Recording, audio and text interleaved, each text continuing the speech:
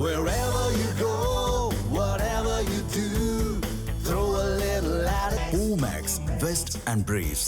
குற்றப்பத்திரிகை தாக்கல் செய்வது தொடர்பாக 60 நாட்களில் வழிகாட்டு நெறிமுறைகளை வெளியிட உள்ளோம் என உச்சநீதிமன்றம் தெரிவித்திருக்கிறது. அதனை அண்மை செய்தியாக பார்த்துக் கொண்டிருக்கிறோம். வழிகாட்டு நெறிமுறைகளை வகுக்க சென்னை உயர்நீதிமன்ற முன்னாள் நீதிபதி நாகமுத்துவை நியமித்து உச்சநீதிமன்றம் ஆணை பிறப்பித்து இருக்கிறது. வழிகாட்டு நெறிமுறைகளை வகுக்க சென்னை உயர்நீதிமன்ற முன்னாள் நீதிபதி நாகமுத்துவை நியமித்து உச்சநீதிமன்றம் ஆணை பிறப்பித்திருக்கிறது. ஜாமீன் வழக்கில் 2 ஆண்டுகளாக குற்றப்பத்திரிகை தாக்கல் செய்யாததால் உச்சநீதிமன்றம் அதிருப்தி தெரிவித்திருக்கிறது. இது குறித்த கூடுதல் விவரங்களை வழங்க இணைகிறார் எமது செய்தியாளர் கவியரசன். கவியரசன், விவரங்களை வழங்கலாம். வணக்கம்.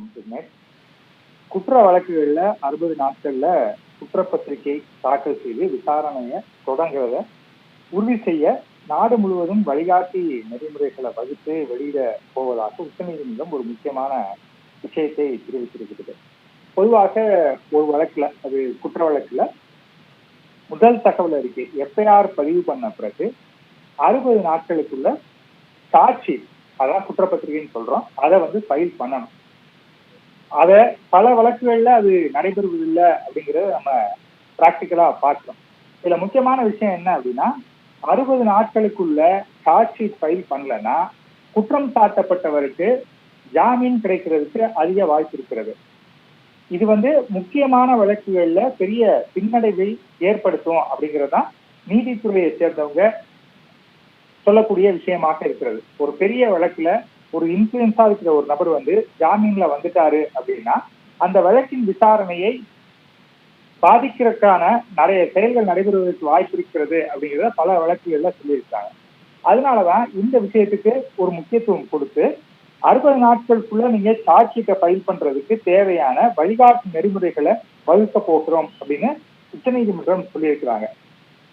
இதற்கான ஆலோசனைகள் வழங்க சென்னை உயர்நீதிமன்றத்தினுடைய முன்னாள் நீதிபதி நாகமுத்து, மூத்த வழக்கறிஞர் சித்தார்த் ருத்ரா ஆகியோரை உச்சநீதிமன்றமே நியமித்திருக்கிறது.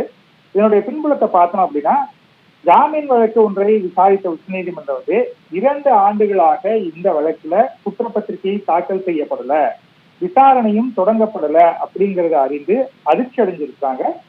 அதனால குற்றவாளிகளுக்கும் சரி, அதாவது ஒருவர் மேல குற்றம் இருக்கிறது, அது மெய்ப்பிக்கப்படுவதற்கு முன்பாக அவருக்கு ஜாமீன் பெறவும் இந்த விஷயம் தேவைப்படுகிறது. சார்ஜ் ஷீட்டை தாக்கல் பண்ணி அதுல என்ன இருக்கு அப்படிங்கறத தெளிவா சொல்லிட்டா அவருக்கு ஜாமீன் கொடுக்கலாமா வேணாமா அப்படிங்கறத நீதிமன்றம் முடிவு செய்யும். அதற்காகத்தான், அதாவது ஒருத்தருக்கு ஜாமீன் கொடுக்கலாமா வேணாமா அப்படிங்கறத முடிவு பண்றதுக்கும் இந்த சார்ஜ் ஷீட் முக்கியமாக இருக்கிறதுனால இதற்கு ஒரு வழிகாட்டு நெறிமுறைகள் தேவை அப்படிங்கறத உச்சநீதிமன்றம் உணர்ந்திருக்கிறது. அதை நாடு முழுவதும் அமைக்கிறதுக்காக, நடைமுறைப்படுத்துறதுக்காக அதற்கான வேலைகளை தொடங்கியிருக்காங்க. ஒருவேளை இந்த வழிமுறைகள் வரும்போது குற்ற வழக்குகள்ல சாட்சி சீக்கிரமாக ஃபைல் பண்ணப்படுவதை உறுதி செய்வதற்கும், அதே போல குற்றம் சாட்டப்பட்டவருக்கு ஜாமீன் வழங்கலாமா வேண்டாமா அப்படிங்கிறத முடிவு செய்வதற்கும் பெரிய உதவியாக இருக்கும் அப்படின்னு பார்க்கப்படுகிறது. விவரங்களுக்கு நன்றி கவியரசன்.